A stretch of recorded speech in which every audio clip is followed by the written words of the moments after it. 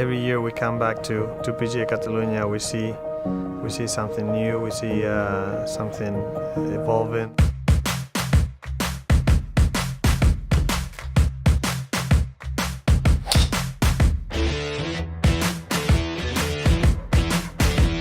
I've seen a lot of new technology that is going to help out not only the guys that come to the junior academy, but the people that come here to get lessons or the members itself.